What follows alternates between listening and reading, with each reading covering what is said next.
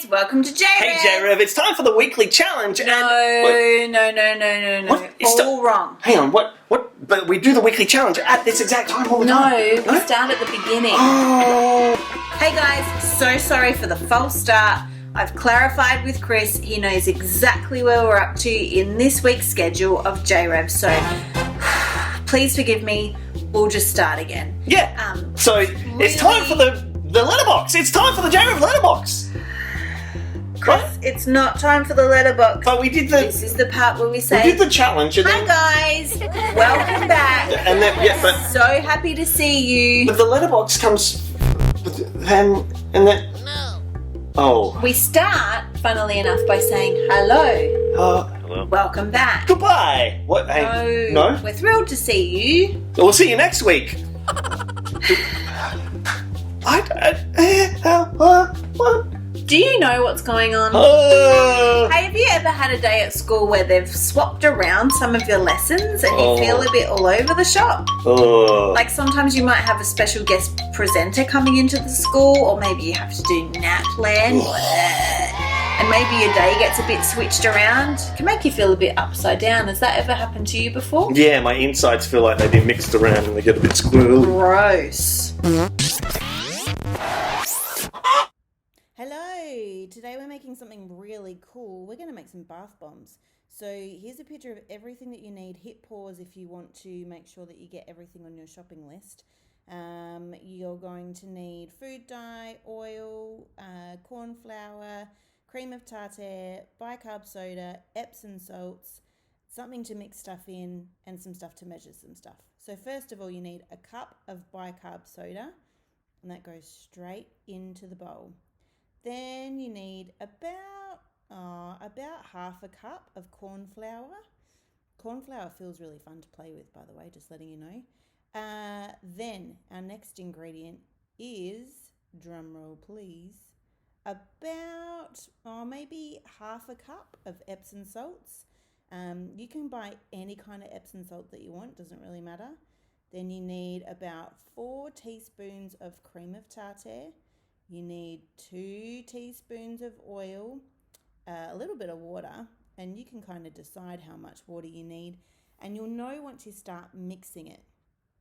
So we're looking for some bath bomb kind of consistency. So at first it will feel a bit like a dry chalk powder.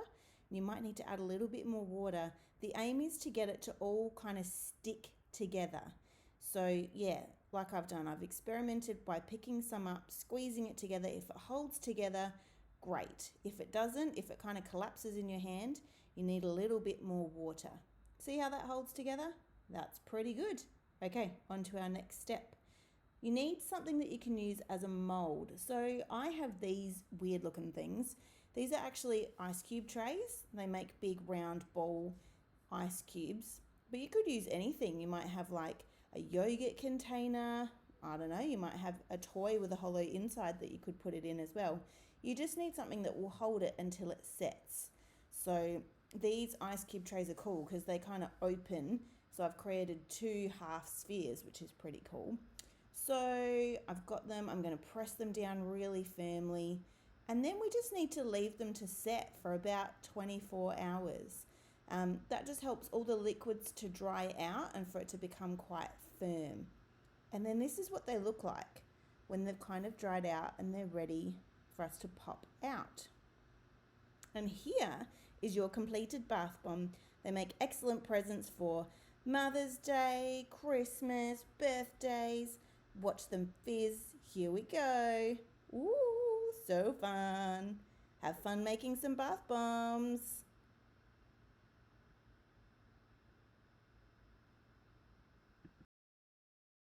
Hey guys, welcome back to JRev for another week. It's No. really good to have you here. No. That was a perfect intro. No. We already did the beginning. So beginning, Yeah. tick. Yeah. We're now... I did the intro just now. You're right. Yes, tick. No. Before that. Before we rolled the clip. Wait, you mean the time before the other time that we did the thing? Exactly. We did the intro at the beginning. But then... Now it's the middle of the show. And this is the part where we do the JRev letterbox. Oh, of course. I think I know what's wrong here. What? I've been watching a lot of Christopher Nolan films. He does all those time travel ones where like he'll like start at the end and then he'll like have a little flashback to the middle, and then there might be a bit of a beginning part, but then it's like the end again, and then they kind of chop and change all over the shop. It'd be an editor's nightmare, and I've been watching so much of that, and I think that maybe my brain has been a bit sort of cut, paste, and shifted around a little bit. I've read some books like that. They kind of start with the end, and then it kind of gives you a bit of a clue on what's going to happen, and then it takes you back to the start of the story. It's a bit confusing. JRev, have you ever read a book like that, or seen a movie where it was a bit like that? If you have, or if you've been doing anything else fun that you think we should know about, please ask the adults that you live with to send it into this address. Ooh. And we'd love to put it on the show for you.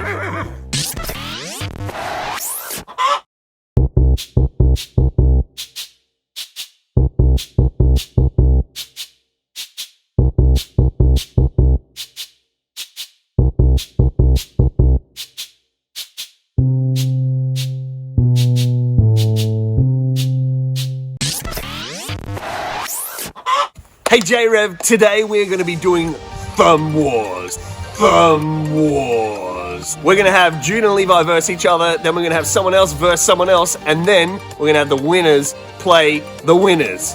Let's go. Okay, 3, 2, 1. 1, 2, 3, 4. I say Thumb Wars. You guys can got this. Lucky. June is the winner!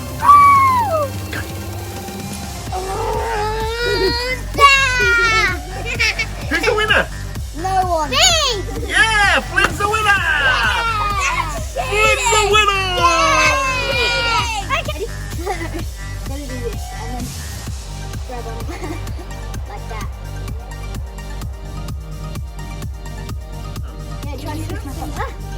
Now you're gonna try to squish my thumb. Mercy! Mercy! Mercy! Mercy! Flynn is the winner! Alright, we want to try something interesting. It's going to be me versus the rest of the guys. Alright, let's go. Ready, set, go.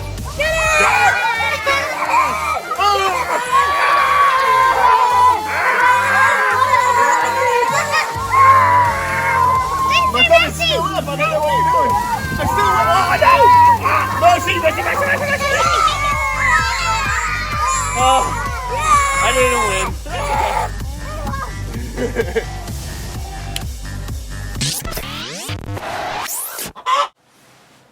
Do you have a favourite smell? Maybe it's the smell of freshly cut grass, or maybe it's the smell of like your mum's perfume or something, or maybe it's the smell of brownies baking in the oven at your house. That's one of my favourite smells. Imagine a world where everything smelt bad all the time. Like if everywhere you went, if everything smelt like a fart or a foot, that'd be horrible. Phew.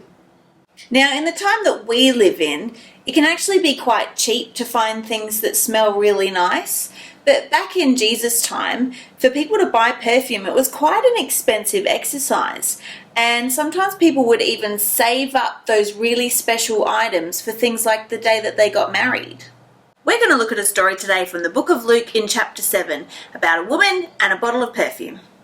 We've spoken before here at JRev about Pharisees. They were like the religious dudes that were around when Jesus was here on earth, and unfortunately a lot of them spent a lot of their time trying to trick Jesus and get him into trouble.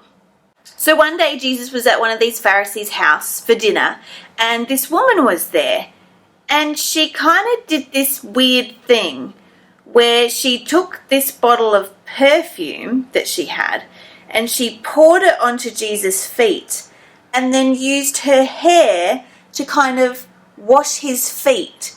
And she was also crying while she did this. That sounds pretty weird. And this Pharisee guy was kind of like, Jesus, if you're like really a prophet, if you're like really who you say you are, There's no way that you should be letting this woman touch you. Like, she's a sinner. You don't know what she's done. Important piece of information here. So where Jesus lived at the time that this story was recorded, lots of people wore sandals, and it was quite a dusty place to live. It was very hot. So people's feet got dirty, and it was before they had cars, so people kind of walked everywhere. So it was common practice when you went to somebody's house that they would provide you with some water so that you could wash your feet, so you don't have dirty, stinky feet stinking out their house, right? Remember how we said bad smells are bad? So Jesus said to the Pharisee guy, "Dude, when I got to your house, you didn't even offer me any water to wash my feet. But this lady has poured this expensive bottle of perfume on my feet, and she's literally washed my feet with her tears and her hair." Let's hit pause in this part of the story because I just want to take you to a little side note. I don't know about you, but I definitely have made some mistakes in my life. Like, sometimes I've agreed that I'm going to meet up with a friend and I've just forgotten. I haven't added it to my calendar. And so I've had to say sorry to that friend, and it feels really good when they forgive me.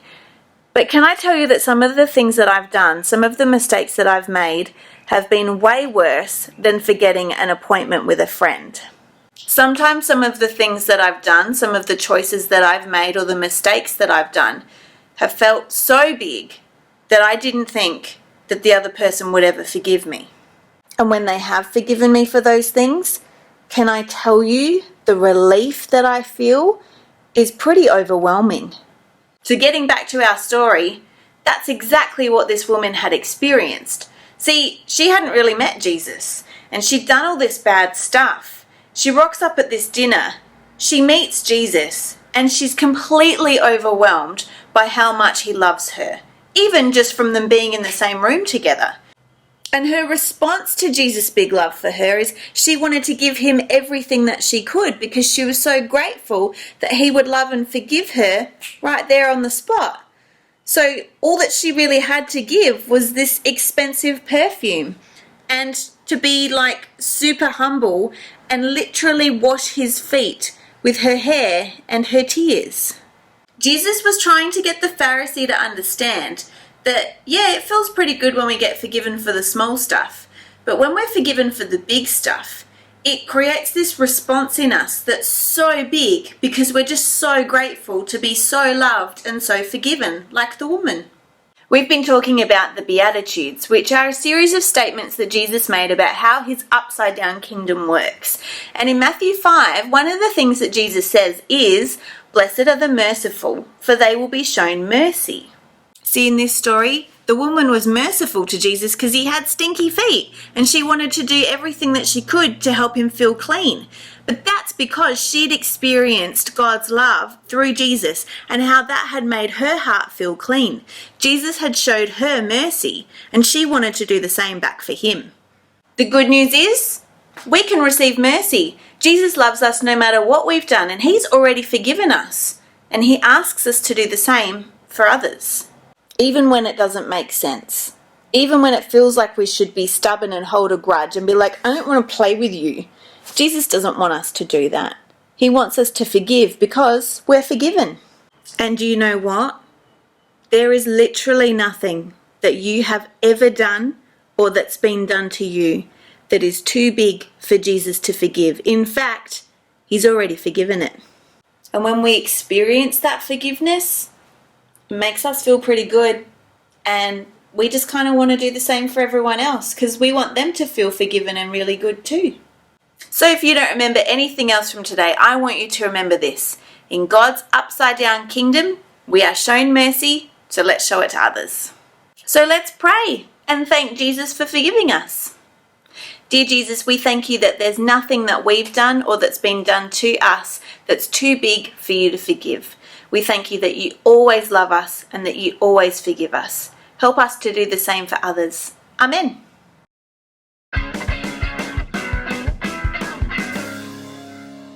Today's memory verse helps us heaps when we're thinking about how we bring God's kingdom. It's from Matthew 6, verse 10.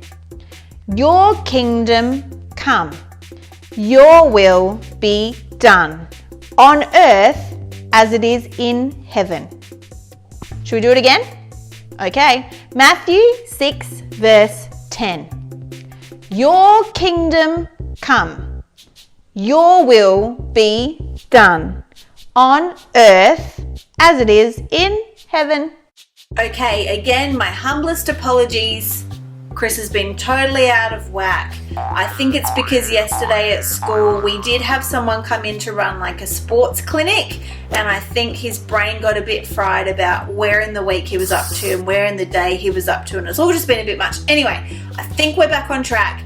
So it's the cold now, open, yes. We're supposed to be doing like a weird, silly kind of grab thing, and then we can like do a pose that we can use as the thumbnail on YouTube. Is that no? No.